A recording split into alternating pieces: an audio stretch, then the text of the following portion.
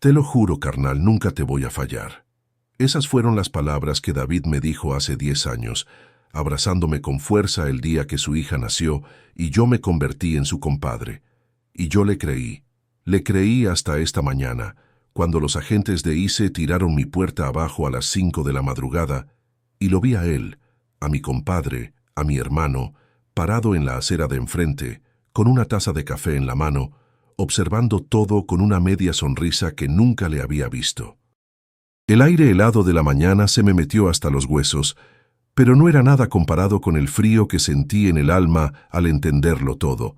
Fue él, David, mi mejor amigo, me había entregado. Mientras me esposaban frente a mi esposa y mis hijos que lloraban sin entender, nuestras miradas se cruzaron por un segundo. En sus ojos no vi arrepentimiento, solo una extraña mezcla de triunfo y lástima. Pero lo que él no sabía, lo que su envidia le hizo olvidar, es que yo guardaba un secreto suyo, un secreto mucho más oscuro que mi falta de papeles, un secreto que, si salía a la luz, no solo lo deportaría a él, sino que lo mandaría a la cárcel por el resto de su vida. Déjame en los comentarios desde qué país me estás escuchando, porque esta traición que les voy a contar duele más que cualquier frontera.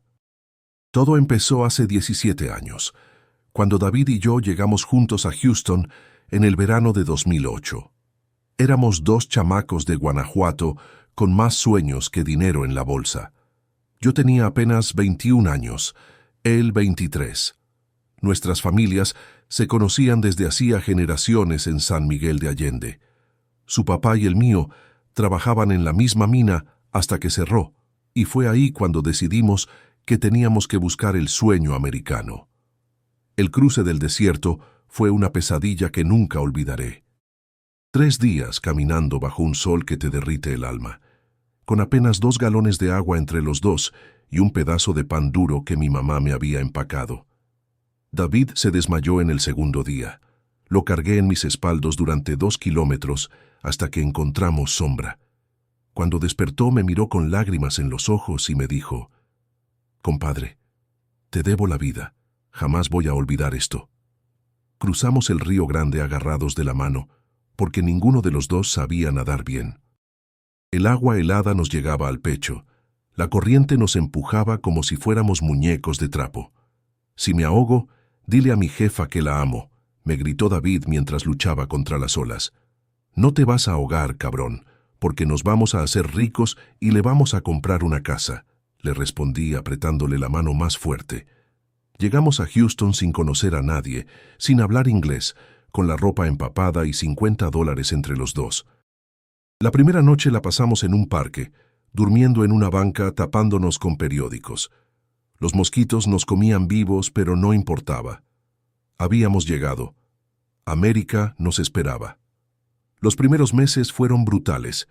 Vivíamos en un pequeño apartamento en el barrio de Gulfton con otros 6 paisanos. 12 metros cuadrados para 8 hombres. Dormíamos en turnos, en colchones tirados en el suelo que olían a sudor y a sueños rotos. La renta se dividía entre todos, $120 por cabeza al mes. Parecía poco, pero cuando apenas ganabas $200 a la semana lavando platos, cada centavo contaba. David y yo juramos cuidarnos las espaldas siempre, pasara lo que pasara. Si uno comía, el otro también. Si uno tenía trabajo, ayudaba al otro a conseguir chamba. Éramos más que amigos, éramos hermanos de supervivencia. Trabajábamos en lo que cayera.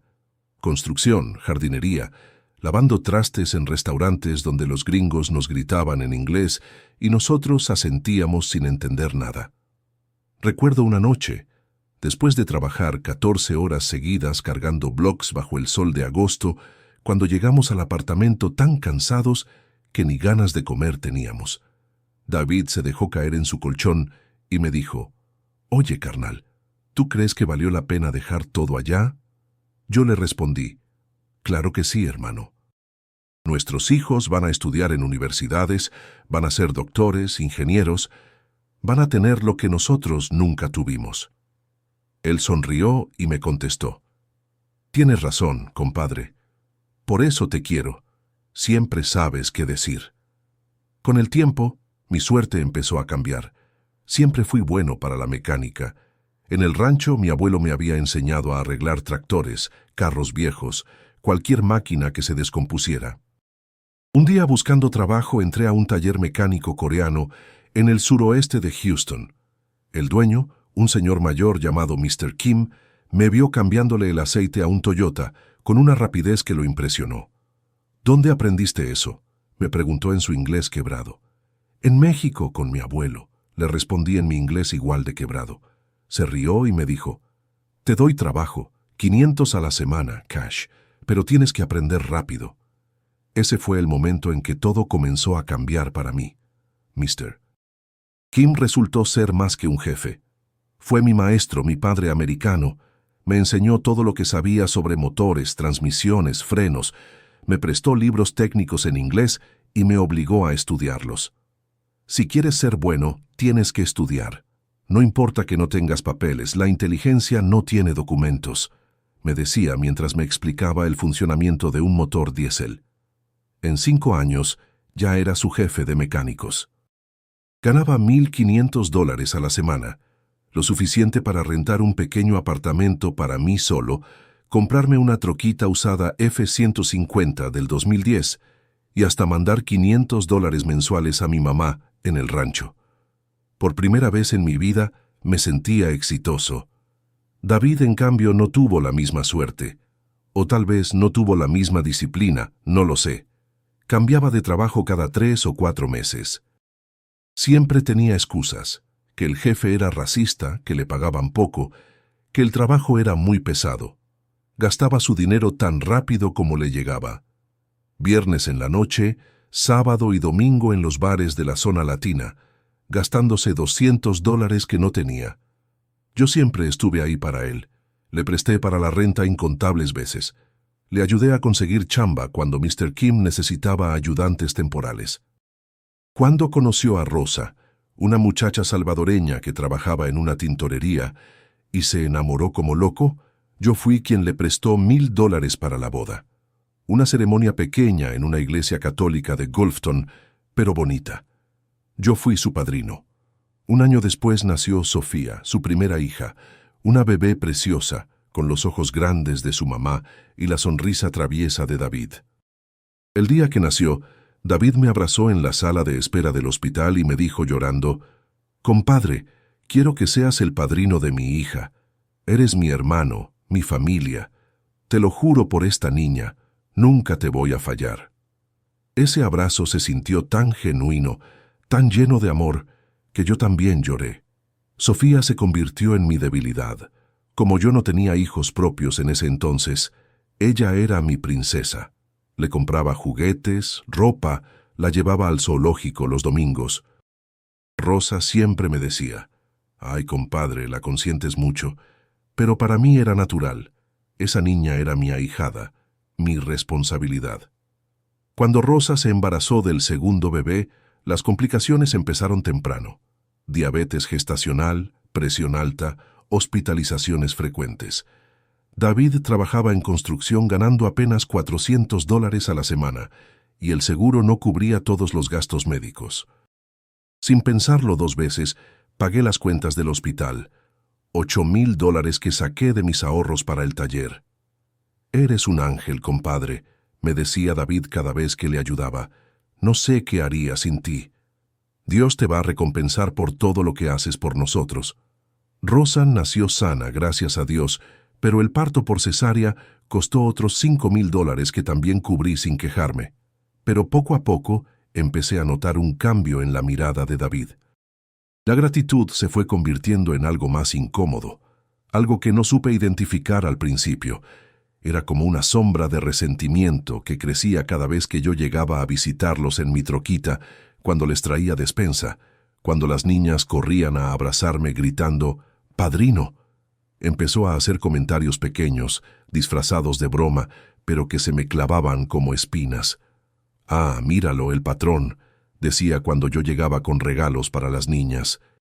«Ya ni te acuerdas de los que nos quedamos abajo, ¿verdad, compadre?». Yo me reía para no crear problemas, pero sus palabras se me quedaban dando vueltas en la cabeza durante días. La tensión se hizo más evidente cuando empecé a salir con Carmen, una maestra mexicoamericana que había nacido en Houston, pero que hablaba español perfecto. Carmen era todo lo que yo había soñado, inteligente, cariñosa, con papeles en regla. Nos conocimos en la iglesia un domingo, y desde el primer día supe que era la mujer de mi vida.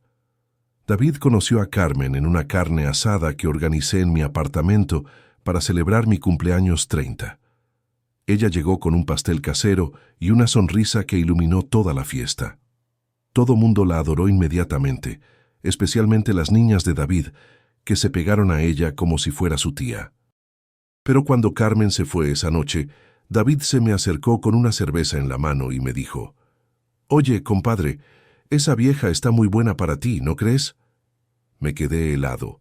«¿Cómo que muy buena para mí?», le pregunté. «Pues sí, es güerita, educada, con papeles.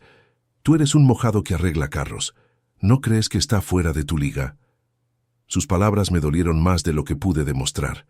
Esa noche me quedé despierto, pensando en cómo mi mejor amigo, mi hermano, podía decirme algo tan cruel. Pero decidí ignorarlo. Pensé que eran los celos normales entre amigos cuando uno encuentra el amor. Un año después, Carmen y yo nos casamos en una ceremonia pequeña pero hermosa en la iglesia de San José. David fue mi padrino de anillos, como correspondía a mi mejor amigo. En las fotos se ve sonriente, abrazándome, felicitándome, pero yo ya había aprendido a distinguir entre sus sonrisas genuinas y las forzadas. Esa era definitivamente forzada. La luna de miel la pasamos en Cancún. 5 días en un hotelito frente al mar que pagué con mis ahorros. Fueron los días más felices de mi vida hasta ese momento. Carmen y yo hablamos de nuestros sueños, de tener hijos, de abrir mi propio taller algún día. «Vas a lograrlo, mi amor», me decía mientras veíamos el atardecer en la playa. «Eres el hombre más trabajador que conozco». Al regresar de la luna de miel, encontré a David esperándome en mi apartamento. Había conseguido la llave de emergencia que le había dado años atrás. «Oye, compadre, necesito un favor», me dijo sin ni siquiera preguntarme cómo había estado el viaje. «Rosa perdió el trabajo en la tintorería y no tenemos para la renta. ¿Me puedes prestar $800? Era la 5ª vez en 6 meses que me pedía dinero prestado. Nunca me había devuelto ni un centavo de los préstamos anteriores, pero yo seguía ayudándolo porque era mi compadre, mi hermano.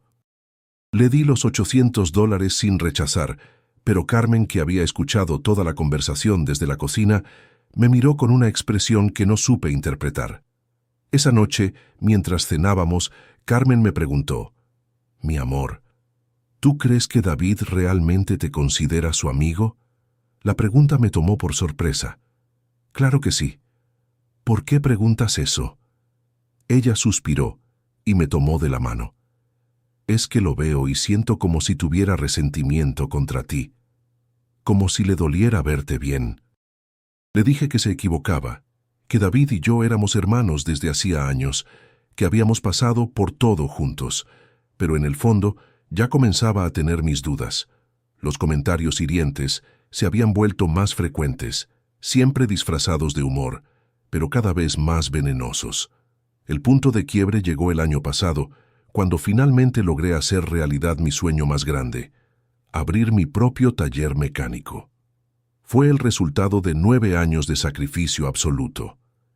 Ahorré cada centavo, trabajé dobles turnos, dejé de comprar ropa nueva, de salir a restaurantes, de darme cualquier gusto. Con la ayuda de Mr. Kim, quien me prestó $20,000 y me ayudó con los contactos, conseguí rentar un local en el sureste de Houston, un edificio viejo pero funcional, con espacio para 4 carros y un pequeño oficina. Compré 2 elevadores usados, herramientas profesionales, y contraté a 2 mecánicos jóvenes, ambos con papeles en regla, para evitar problemas. El día de la inauguración fue el más feliz de mi vida. Hice una pequeña fiesta en el taller. Invité a Mr. Kim, a mis clientes más leales del taller coreano, a algunos vecinos, a mi familia de Houston. Carmen preparó tamales y pozole. Había música de mariachi, cerveza fría, un ambiente de pura alegría. David llegó 2 horas tarde, cuando la fiesta ya estaba en su mejor momento. Lo vi desde lejos, parado en la entrada del taller, observando todo con esa mirada que ya había aprendido a reconocer. No era admiración, era algo más feo, más tóxico. Era envidia pura. Se acercó a mí cuando yo estaba platicando con un cliente sobre un trabajo pendiente. «Órale, compadre», me dijo con una sonrisa que no le llegaba a los ojos. «Mira nada más qué negociazo te armaste». No me felicitó, no me dijo que estaba orgulloso de mí. Solo vio los elevadores nuevos, las herramientas ordenadas, a mis empleados trabajando y calculó mentalmente cuánto dinero debía estar ganando. Esa noche, cuando ya todos se habían ido y solo quedábamos Carmen, David, Rosa y yo recogiendo los platos desechables, David se me acercó y me dijo al oído: «Tuviste suerte, cabrón. A algunos la vida nos pega más duro». Sus palabras fueron como una bofetada. ¿Suerte? 9 años de sacrificio, de levantarme a las 5 de la mañana, de no gastar en nada que no fuera esencial, ¿eran suerte? Carmen escuchó el comentario y me apretó la mano. Rosa, que conocía bien a su esposo, lo regañó. «David, ¿por qué dices eso? El compadre se ha matado trabajando para llegar donde está». Pero David solo se encogió de hombros y murmuró: «Sí, claro, trabajando». Esa noche supe que algo se había roto para siempre entre nosotros. La envidia lo estaba consumiendo, convirtiéndolo en alguien que yo ya no reconocía. ¿Qué hora es allá donde estás mientras oyes mi historia? A veces pienso que la envidia no duerme, que crece en la oscuridad como un cáncer. Los meses siguientes fueron un infierno silencioso. David se volvió más distante conmigo, pero paradójicamente más observador. Empezó a hacer preguntas raras sobre mi negocio, sobre mis finanzas, sobre cosas que antes nunca le habían interesado. «Oye, compadre, ¿y tú cómo le hiciste para conseguir los permisos del taller?», me preguntó un domingo después de misa. «¿No te pidieron papeles del gobierno?». La pregunta me puso nervioso. Le expliqué que había formado una LLC, una corporación, como me había aconsejado un abogado especialista en negocios para inmigrantes. «¿Y no te da miedo que te caiga la migra?», insistió con esa sonrisa que ya se me hacía familiar. «Digo, tener un negocio tan grande sin papeles debe ser arriesgado, ¿no?». Sentí un escalofrío recorrerme la espalda.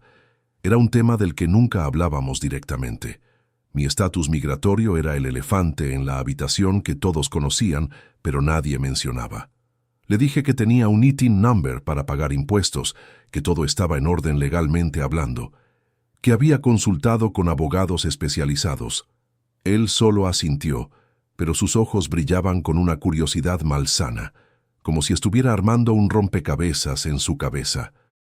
Empezó a pasar por el taller de casualidad cuando iba rumbo a otros lados. Siempre tenía una excusa, que había visto mi troquita afuera, que quería saludar, que andaba por la zona. Pero yo notaba cómo observaba todo con detalles. ¿Cuántos carros había? ¿Qué tan ocupados estábamos? ¿Cuánto dinero podía estar entrando? Una tarde, mientras yo estaba debajo de un Chevy cambiándole la transmisión, llegó David con Sofía. «Padrino, mira qué grande está tu taller», me gritó la niña corriendo hacia mí. La alcé y la abracé, como siempre, pero noté que David estaba tomando fotos con su teléfono. «¿Para qué las fotos, compadre?», le pregunté. «Ah, es que Rosa no ha venido a conocer el taller y le quiero enseñar», me respondió. Pero algo en su tono no me convenció. ¿Por qué necesitaba fotos si Rosa podía venir cualquier día a verlo en persona? Las cosas se pusieron más raras cuando empezó a preguntarle cosas a Carmen.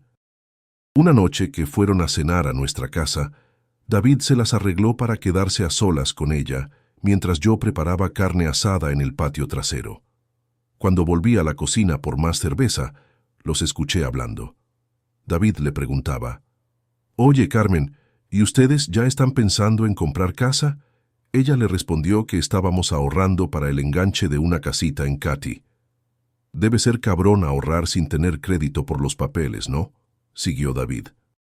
Carmen me contó esa conversación más tarde, cuando ya se habían ido. Me hizo sentir muy incómoda, mi amor. Era como si estuviera pescando información sobre nosotros. Yo traté de quitarle importancia, pero por dentro ya tenía una sensación muy fea. Lo que nunca imaginé es que David estaba recopilando información sistemáticamente, armando el expediente completo de mi vida para encontrar el punto exacto donde apuñalarme por la espalda. El comportamiento extraño se intensificó después de las elecciones de 2024. Con el regreso de Trump a la presidencia, el ambiente para los inmigrantes se puso muy tenso otra vez. Las redadas de ICE aumentaron, los rumores de deportaciones masivas llenaban las noticias. Todos estábamos nerviosos. David comenzó a hacer comentarios que antes jamás había hecho.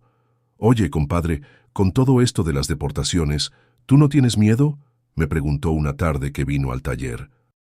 «Digo, tener un negocio te hace más visible, más fácil de rastrear». Sus palabras me helaron la sangre. Era cierto que tener el taller me hacía más visible, pero también me daba legitimidad. Pagaba impuestos, tenía empleados legales, contribuía a la comunidad. Pensé que eso me protegía de alguna manera. Pues sí, da nervios, le admití, pero mientras uno ande derecho, haciendo las cosas bien, no debería haber problema. David asintió lentamente y me dijo, «Tienes razón, compadre. Mientras uno no haga nada malo, no hay de qué preocuparse». Pero la forma en que lo dijo, con esa media sonrisa que se le había vuelto costumbre, me dio muy mala espina. Era como si supiera algo que yo no sabía. En diciembre, Carmen quedó embarazada. Fue la noticia más hermosa que habíamos recibido en años. Llevábamos 2 años tratando de tener un bebé, y finalmente Dios nos había bendecido. Lo primero que hicimos fue ir a contarle a David y Rosa. Esperé una reacción de alegría, de felicitación genuina. Después de todo, él había sido como mi hermano durante todos estos años. Pero lo que vi en su cara fue una mueca extraña, como de dolor físico. «Órale», fue todo lo que dijo. «Qué bueno». Rosa sí se emocionó. Abrazó a Carmen, lloró de alegría con nosotros, pero David se quedó sentado en su sillón, viendo la televisión, como si le hubiéramos contado algo insignificante. Esa noche Carmen me dijo, «Mi amor, creo que David tiene problemas serios contigo. La forma en que reaccionó hoy no fue normal». Yo ya no pude seguir negando lo obvio. Mi mejor amigo, mi compadre, me tenía envidia, resentimiento, tal vez hasta odio. Pero lo que nunca, jamás pensé es que esa envidia lo llevaría a traicionarme de la manera más cobarde posible. Y entonces llegó esta mañana maldita. Los golpes en la puerta a las 5 en punto, cuando todavía estaba oscuro afuera. Carmen y yo estábamos desayunando antes de que yo me fuera al taller. Ella está en el 5º mes de embarazo y le han dado náuseas matutinas muy fuertes, así que desayunamos temprano para que pueda tomar sus vitaminas. «Inmigración, abran la puerta», gritaron con una autoridad que te hiela la sangre. Mi corazón se detuvo. Carmen me miró con terror absoluto, la taza de café temblando en sus manos. «Dios mío», susurró, «¿qué hacemos?». No había qué hacer. Los golpes se hicieron más fuertes, más violentos. «Abran ahora o tiramos la puerta». Me levanté con las piernas temblando y fui a abrir. 5 agentes de ICE, con chalecos antibalas, radios chillando, la actitud de quien viene a cazar. «¿Eduardo Hernández Morales?», preguntó el que parecía el líder, un gringo alto de ojos azules helados. «Sí, soy yo», respondí con la voz quebrada. «Tenemos una orden de arresto por violación a las leyes de inmigración». Me mostraron un papel que mis ojos no pudieron enfocar. Las letras bailaban frente a mí. «Pueden pasar a vestirse», me dijeron, como si fuera una cortesía.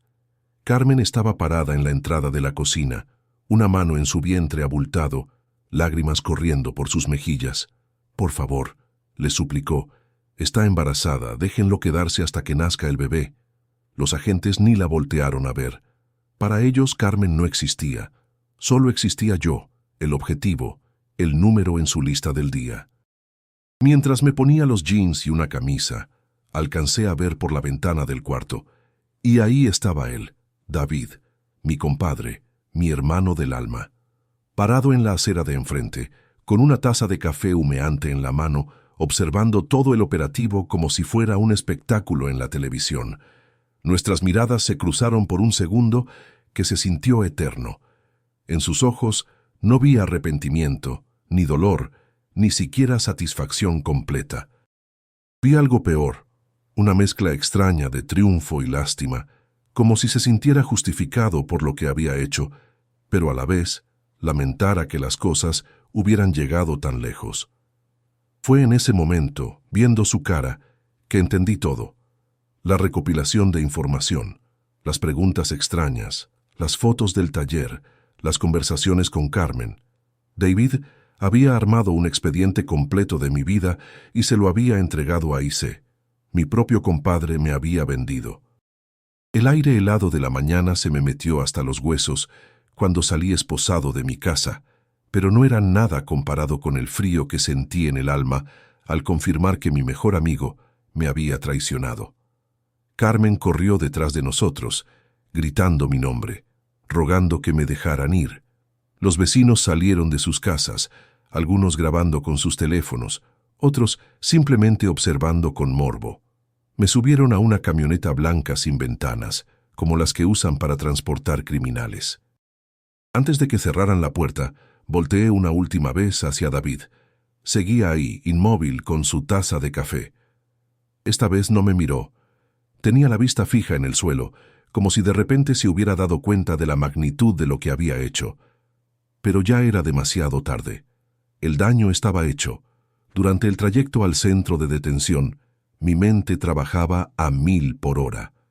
Pensaba en Carmen, sola en casa, embarazada, sin saber si volvería a verme. Pensaba en mi taller, en mis empleados, en los clientes que llegarían esa mañana y no me encontrarían. Pensaba en mis sueños hechos pedazos, pero sobre todo pensaba en David. Y fue ahí, en esa camioneta helada y sin ventanas, que recordé algo que había enterrado en lo más profundo de mi memoria. Algo que pasó hace 8 años y que David pensó que yo había olvidado. Recordé aquella noche de pánico. David me había llamado a las 2 de la madrugada, desesperado, borracho, la voz quebrada por el miedo. «Compadre, necesito que vengas por mí ahora mismo. Me metí en un problema muy cabrón». Lo encontré en un estacionamiento de 7-Eleven en el norte de Houston, temblando como una hoja, la camisa manchada de sangre. «¿Qué pasó, David? ¿De quién es esa sangre?» Se había peleado con un tipo en un bar. No fue una pelea normal. Fue algo mucho peor. El hombre era un ciudadano americano que había hecho un comentario racista sobre los mexicanos. David, que había bebido demasiado, le respondió. El tipo lo empujó. David perdió la cabeza y lo golpeó con una botella de cerveza. Pero no se detuvo ahí. Cuando el hombre cayó al suelo, David siguió pateándolo, ciega de furia y de alcohol. El hombre se golpeó la cabeza contra el filo de la banqueta cuando cayó. Empezó a sangrar mucho. Perdió el conocimiento. David se asustó y huyó como un cobarde, dejándolo tirado en el estacionamiento del bar. «Me van a agarrar, compadre», me suplicó esa noche. «El tipo es ciudadano, es blanco. Si me agarran, me deportan y me meten a la cárcel por años. Por favor, ayúdame. No tengo a nadie más». Yo lo ayudé. Lo escondí en mi apartamento durante una semana mientras esperábamos noticias del hombre. Afortunadamente, no murió. Terminó en el hospital con una conmoción cerebral severa y varias costillas rotas, pero sobrevivió. La policía nunca encontró al culpable. David se mudó inmediatamente a otra parte de la ciudad, cambió de trabajo y enterró ese secreto. Un secreto que solo yo conocía. Un secreto que había guardado por lealtad durante 8 años. Ahora, esa lealtad ciega se había convertido en mi única arma de defensa. En el centro de detención de inmigración, el tiempo se comporta de manera extraña. Los minutos son horas, las horas son días, los días son semanas. Todo se vuelve una rutina gris y desesperante. Despertarse a las 5 de la mañana, desayuno de huevos fríos y café que sabe a tierra, conteos cada 2 horas, llamadas telefónicas limitadas. El olor a desinfectante y a miedo se te mete en la piel y ya no se quita. Compartes celda con hombres que, como tú, tuvieron la mala suerte de ser denunciados. Algunos por ex esposas vengativas, otros por vecinos racistas, algunos por empleadores que no les querían pagar. Mi compañero de litera era un señor de Oaxaca que llevaba 20 años en Estados Unidos. Tenía 4 hijos ciudadanos americanos, una esposa residentes legal, un negocio próspero de jardinería. Lo denunció un competidor que quería quitarle sus contratos. La migra no distingue, me dijo la primera noche. Para ellos todos somos iguales. No importa cuánto hayas contribuido, cuántos impuestos hayas pagado, cuántos empleos hayas creado, solo importa que no tienes papeles. Me permitieron una llamada telefónica después del procesamiento. Tenía que elegir entre llamar a Carmen o a un abogado. Elegí mal. Llamé a Carmen porque necesitaba escuchar su voz, saber que estaba bien. La encontré llorando, desesperada. Mi amor, ¿qué vamos a hacer? Vinieron unos clientes al taller y no había nadie. Los empleados no saben qué hacer. La renta de la casa se vence la próxima semana. No sé cómo voy a pagar todo. Su dolor me destrozó más que mi propia situación. Carmen había dejado de trabajar como maestra cuando nos casamos porque queríamos enfocarnos en el negocio y en formar una familia. Ahora estaba sola, embarazada, sin ingresos, enfrentando la destrucción de todo lo que habíamos construido. Mi amor, escúchame bien, le dije tratando de sonar calmado. Ve con mi primo Rafael, él te va a ayudar con todo. Dile que use el dinero de emergencia que tenemos guardado en la caja fuerte y búscame un abogado, el mejor que puedas encontrar. Lo que no le dije en esa llamada es lo que realmente tenía en mente. No le conté sobre David, sobre mi sospecha de que él me había denunciado y, sobre todo, no le conté sobre el secreto que guardaba, porque ya tenía un plan. Esa misma noche, desde el teléfono público del centro de detención, hice una segunda llamada. Esta vez a Rafael, mi primo hermano que había llegado 5 años después que yo y que ahora tenía su propio negocio de plomería. Primo, necesito que hagas algo por mí, le dije sin preámbulos. ¿Te acuerdas de David, mi compadre? Rafael conocía bien toda la historia de nuestra amistad. Claro que me acuerdo. ¿Por qué? Él fue quien me denunció, estoy seguro, y necesito que vayas a la policía de Houston con información sobre un caso sin resolver.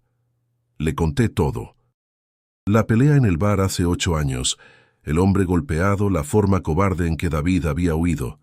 Le di todos los detalles que recordaba, el nombre del bar, la fecha aproximada, la descripción del hombre herido.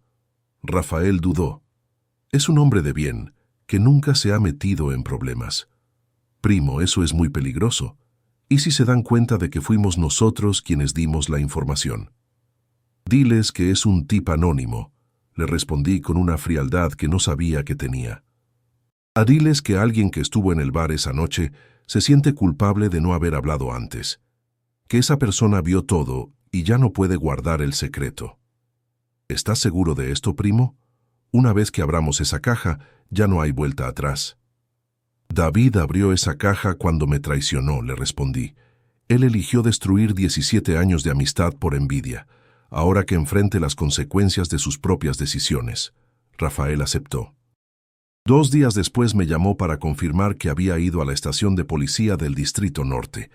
Les dio toda la información como si fuera un testigo anónimo que había decidido hablar después de años de silencio. Los detectives se pusieron muy interesados, me contó. Me dijeron que recordaban el caso. Un hombre blanco, como de 50 años, terminó hospitalizado con traumatismo craneal severo. Nunca encontraron al culpable, pero tenían testimonio de varios testigos que vieron a un hombre latino huyendo del lugar. El plan estaba en marcha. Ahora solo quedaba esperar. 3 días después, durante la hora del patio en el centro de detención, vi las noticias locales en un pequeño televisor colgado en la pared de la sala común. No podía creer lo que estaba viendo. La policía de Houston ha reabierto un caso de agresión grave de 2017 gracias a nueva información proporcionada por un testigo anónimo, decía la reportera rubia parada frente a la estación de policía. Las autoridades buscan a David Ramírez Sánchez, de 35 años, como persona de interés en el caso. Mostraron una foto de David, Una foto que yo mismo le había tomado en una carne asada el año pasado, sonriendo a la cámara con una cerveza en la mano, rodeado de amigos. Mi compadre, mi hermano del alma, ahora era fugitivo de la justicia. La sonrisa que se me dibujó en la cara debió ser muy parecida a la que él tenía cuando me vio ser arrestado por ICE. La justicia, aunque tardía y torcida, estaba empezando a moverse. Los otros detenidos me miraron extraño. «¿Qué te da tanta risa, paisano?», me preguntó un señor de Michoacán. «Nada», respondí. «Solo me acordé de un chiste que me contaron hace años». Pero no era un chiste. Era la dulce sensación de que las cosas estaban empezando a equilibrarse. La caída de David fue más rápida y espectacular de lo que jamás imaginé. Al principio, cuando la policía lo contactó para interrogarlo, él negó todo. Dijo que nunca había estado en ese bar, que no conocía al hombre agredido, que todo era un malentendido. Pero los detectives habían hecho su tarea. Revisaron las grabaciones de seguridad de establecimientos cercanos al bar. Encontraron a David entrando y saliendo del lugar la noche del incidente. Entrevistaron nuevamente a testigos que lo habían visto discutir con la víctima. Lo que realmente lo hundió fue su propio nerviosismo. Cuando lo citaron para un segundo interrogatorio, David llegó con un abogado barato que apenas hablaba inglés. Su historia cambió 3 veces durante la entrevista. Primero dijo que no recordaba esa noche porque había bebido mucho. Luego admitió que sí había estado en el bar, pero que no había pasado nada. Finalmente confesó que había habido una discusión, pero que él no había tocado al hombre. Los detectives no le creyeron ni una palabra. Tenían suficiente evidencia para presentar cargos formales por agresión agravada. Pero lo que convirtió su situación de grave a catastrófica fue lo que las autoridades migratorias descubrieron durante su investigación de antecedentes. David había obtenido su residencia legal hace 5 años a través de un matrimonio fraudulento. Se había casado con una ciudadana americana llamada Jennifer Walsh, una mujer con problemas de drogas que necesitaba dinero desesperadamente. David le pagó $5,000 por los papeles de matrimonio. Jennifer nunca vivió con él, ni siquiera se conocían bien.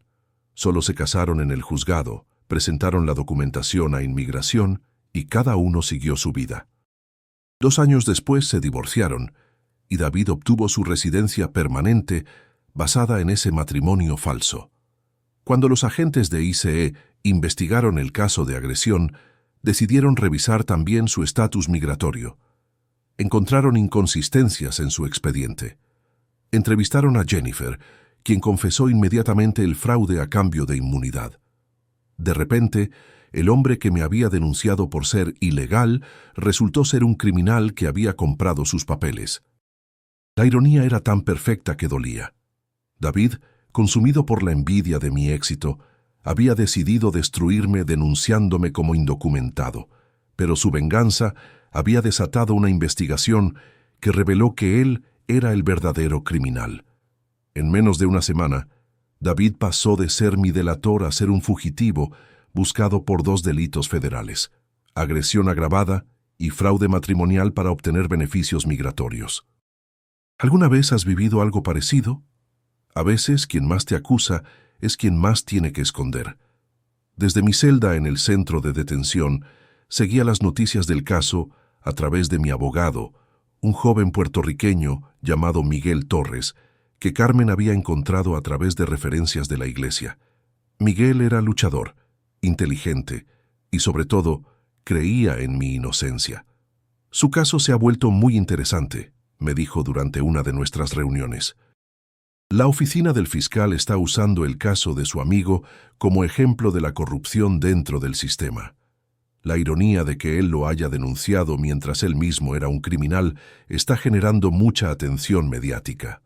Los reportes de noticias pintaban a David exactamente como lo que era: un traidor. Los titulares hablaban del hombre que denunció a su mejor amigo mientras escondía sus propios crímenes. Su foto aparecía en todos los canales locales, no como víctima, sino como perpetrador. Las consecuencias para David fueron devastadoras. Rosa, su esposa, lo abandonó inmediatamente cuando se enteró del fraude matrimonial y de la agresión. Se llevó a las niñas y se mudó con su hermana en San Antonio. Le pidió el divorcio y una orden de restricción. Sus amigos le dieron la espalda. Los paisanos del barrio, que antes lo respetaban, ahora lo señalaban como el hombre que había traicionado a su compadre. En la comunidad latina, traicionar a un hermano de esa manera es imperdonable. Su trabajo en construcción lo despidió inmediatamente cuando salieron las noticias. ¿Quién iba a contratar a alguien con cargos criminales pendientes y problemas migratorios? El hombre que lo tenía todo, o que aparentaba tenerlo, se quedó completamente solo, sin familia, sin amigos, sin trabajo, enfrentando años de cárcel y una deportación segura. Mientras tanto, mi caso tomaba un giro inesperado.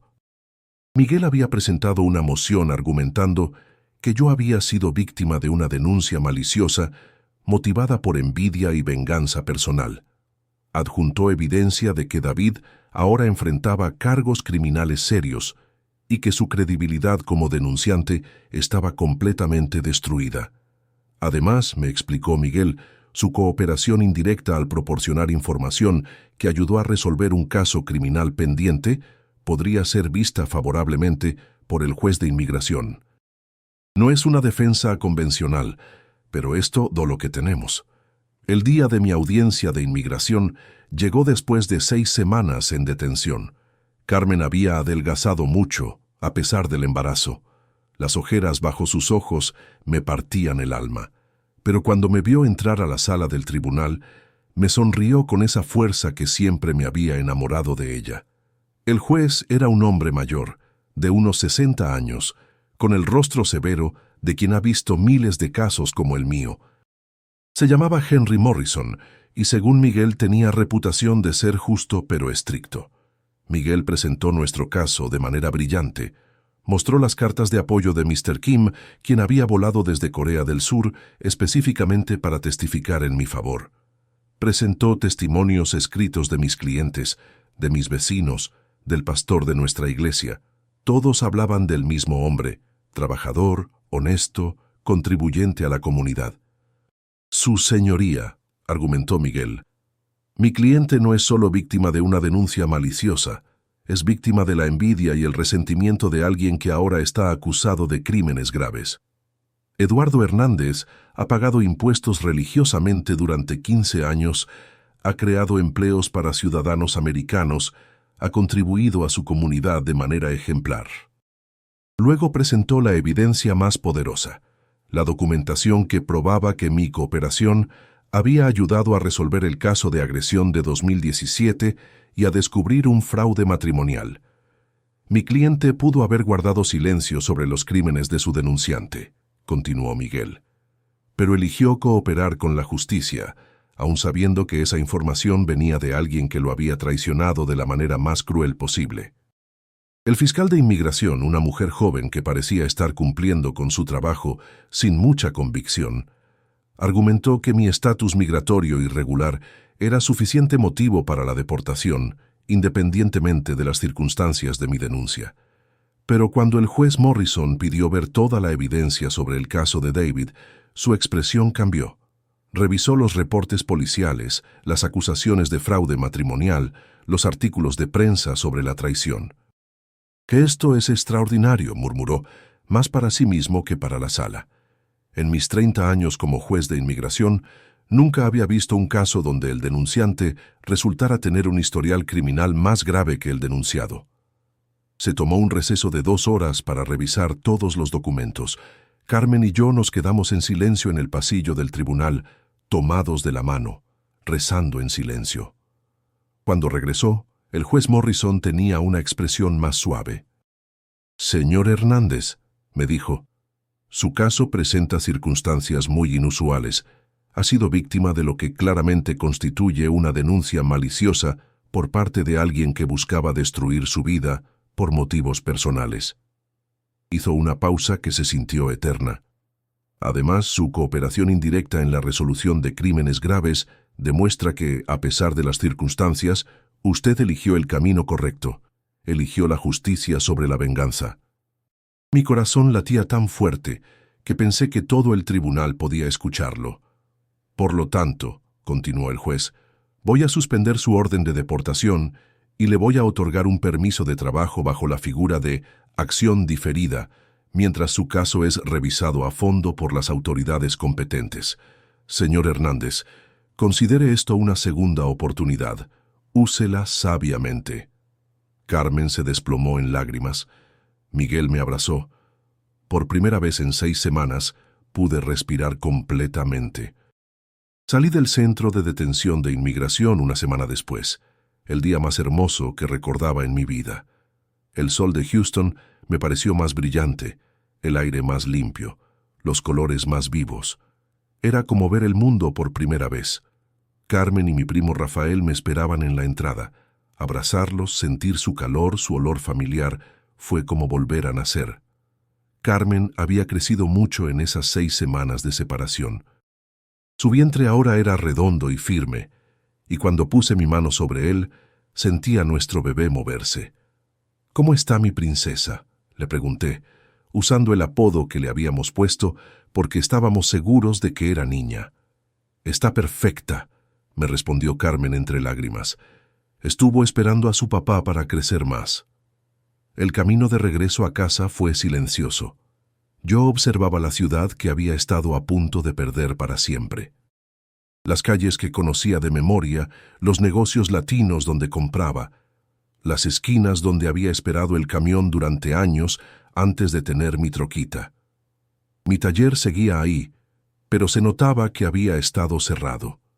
Mis 2 empleados, Carlos y Miguel, habían esperado mi regreso sin cobrar durante 3 semanas, hasta que Carmen tuvo que despedirlos porque no había dinero para pagarles. El negocio que había tardado años en construir estaba prácticamente en ruinas. Pero estaba vivo, estaba libre, y tenía una segunda oportunidad. Los primeros días fueron difíciles. Tenía que reconstruir la confianza de mis clientes, algunos de los cuales habían llevado sus carros a otros talleres cuando me arrestaron. Las deudas se habían acumulado. Renta del local, servicios, pagos de herramientas. Pero algo extraordinario pasó. Cuando la historia de mi caso se hizo pública, cuando la gente se enteró de que había sido traicionado por mi mejor amigo y que finalmente se había hecho justicia, el apoyo de la comunidad fue abrumador. Clientes que no había visto en años regresaron al taller. Otros negocios latinos me mandaron trabajo. La iglesia organizó una colecta para ayudarme a ponerme al corriente con los pagos. En lugar de hundirse, el negocio comenzó a crecer más que nunca. Mr. Kim vino a visitarme una tarde, 2 semanas después de mi liberación. Estaba emocionado hasta las lágrimas.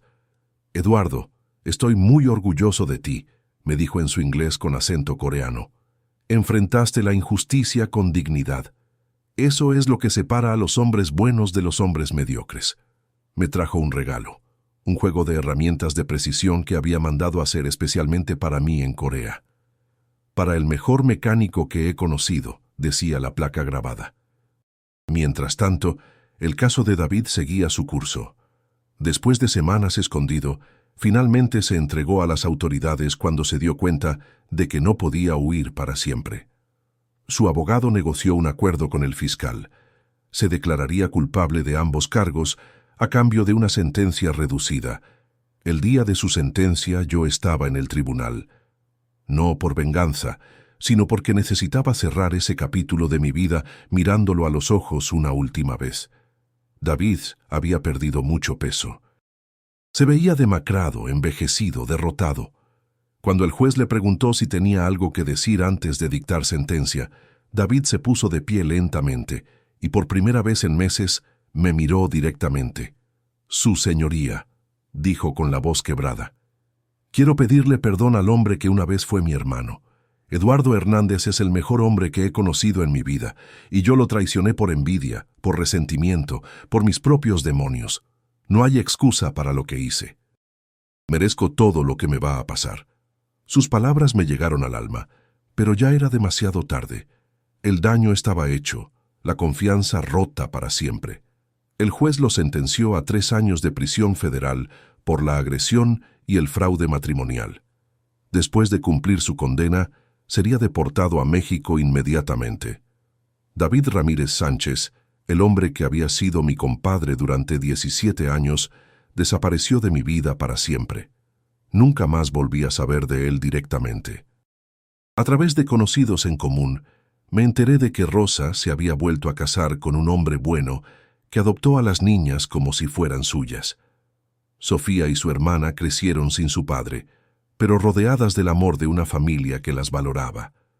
A veces, en las noches más silenciosas, cuando Carmen ya se ha dormido y yo me quedo despierto pensando en la vida, me viene a la mente la imagen de David, no con odio, porque el odio es un veneno que te destruye a ti mismo. Lo recuerdo con una profunda tristeza. Pienso en cómo la envidia puede envenenar un alma hasta destruir no solo a su objetivo, sino a sí mismo. David lo perdió todo por no soportar verme triunfar.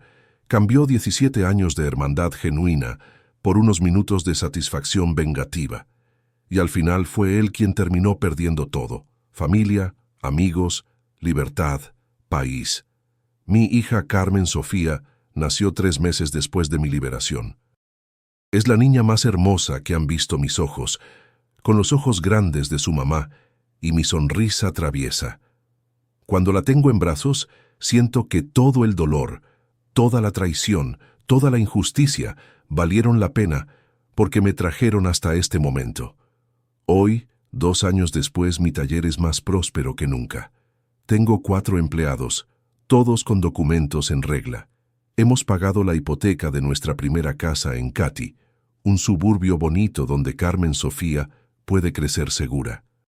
Carmen regresó a dar clases de español en una escuela primaria, trabajo que ama y que le da flexibilidad para cuidar a nuestra hija. El proceso para obtener mi residencia permanente sigue en marcha. Es lento, complicado, caro, pero avanza. Mi abogado Miguel dice que tengo buenas posibilidades gracias a mi historial de contribución a la comunidad y a las circunstancias extraordinarias de mi caso. Mi caso se convirtió en un precedente legal menor. Otros abogados de inmigración lo citan cuando representan clientes que han sido víctimas de denuncias maliciosas. Miguel escribió un artículo sobre él en una revista jurídica. Se llama Cuando la envidia se convierte en justicia, el caso Hernández. Pero para mí no es un precedente legal.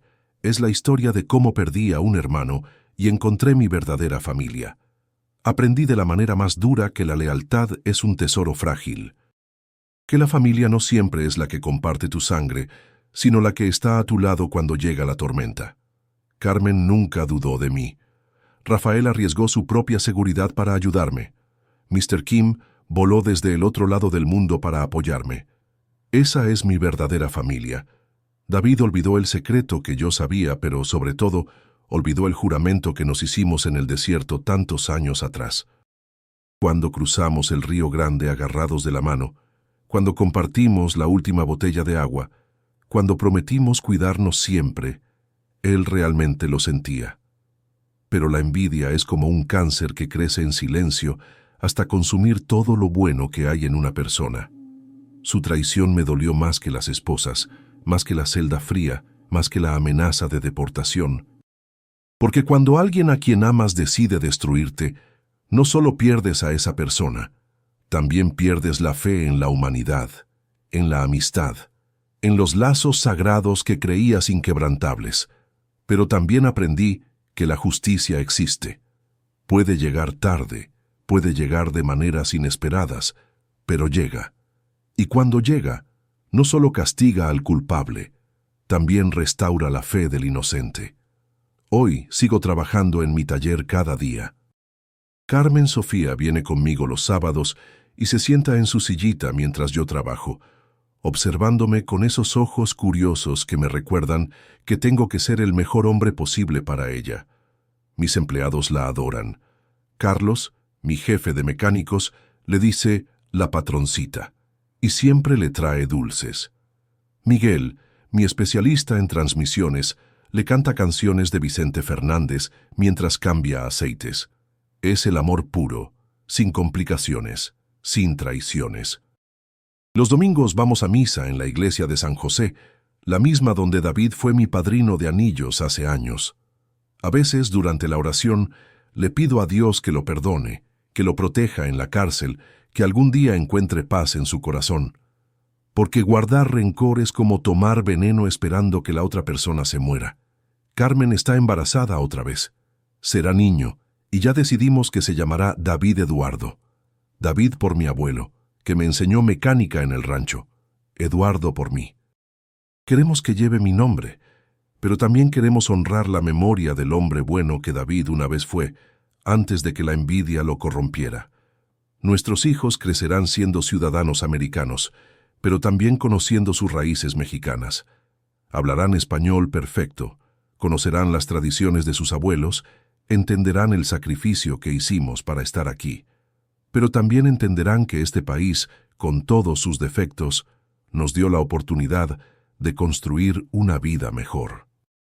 A veces me pregunto qué habría pasado si David hubiera venido a hablar conmigo antes de denunciarme. Si me hubiera dicho, compadre, no puedo con esta envidia, necesito ayuda. Tal vez habríamos encontrado una solución. Tal vez yo le habría ayudado a abrir su propio negocio. Tal vez habríamos seguido siendo hermanos. Pero David eligió el camino de la traición. Eligió destruir en lugar de construir. Eligió el odio en lugar del amor. Y esa elección lo destruyó a él más que a mí. La última vez que alguien me dio noticias de él fue hace 6 meses. Un paisano que acababa de regresar deportado de Estados Unidos me contó que había visto a David en la cárcel federal de Beaumont, Texas. Trabajaba en la cocina, mantenía la cabeza agachada, no hablaba con nadie. «Se ve muy acabado, compadre», me dijo el paisano, como si hubiera envejecido 20 años en 2. Pero cuando mencioné tu nombre, se le llenaron los ojos de lágrimas. Creo que se arrepiente, pero ya es muy tarde. Tal vez se arrepiente, tal vez no. Ya no es mi problema. Yo elegí el perdón no por él, sino por mí mismo, porque el perdón libera al que perdona, no al perdonado. Si estás escuchando esta historia y has pasado por una traición parecida, quiero que sepas que se puede salir adelante, que el dolor se convierte en sabiduría, que la injusticia se convierte en fortaleza, que la traición te enseña a valorar a las personas que realmente te aman. No permitas que la envidia de otros te amargue el corazón. No permitas que la traición te vuelva desconfiado para siempre. Hay personas buenas en este mundo, personas que están dispuestas a caminar contigo en la oscuridad, personas que te van a demostrar que la verdadera familia no se define por la sangre, sino por el amor. David olvidó el secreto que yo sabía sobre él, pero sobre todo, olvidó quién era realmente. Olvidó que una vez fuimos hermanos que cruzamos el desierto juntos, que compartimos sueños, que juramos cuidarnos siempre. La envidia le borró la memoria del corazón, y esa fue su verdadera condena. Yo no olvidé quién soy. Soy Eduardo Hernández Morales, hijo de campesinos de Guanajuato, mecánico de profesión, esposo de Carmen, padre de Carmen Sofía y del bebé que viene en camino. Soy un hombre que ha visto lo peor de la humanidad, pero que sigue creyendo en lo mejor de ella. Soy un hombre que aprendió que la justicia existe, que la lealtad se paga, que el trabajo honrado siempre da frutos, y que los sueños, por más lejanos que parezcan, se pueden hacer realidad si tienes el valor de perseguirlos. Esta es mi historia. La historia de una traición que se convirtió en bendición, de un secreto que se volvió justicia, de un final que fue en realidad un nuevo comienzo. Escríbeme en los comentarios desde donde me escuchas, para que sepas que no estás solo en esta lucha. Todos tenemos nuestros desiertos que cruzar, nuestros ríos que vadear, nuestros sueños que alcanzar. Pero si mantienes la fe, si trabajas con honradez, si eliges el amor sobre el odio, vas a llegar a donde tienes que llegar. Y cuando llegues, vas a entender que cada traición, cada lágrima, cada noche de insomnio valieron la pena, porque te trajeron hasta el lugar donde realmente perteneces, junto a las personas que realmente te aman, construyendo la vida que realmente mereces vivir.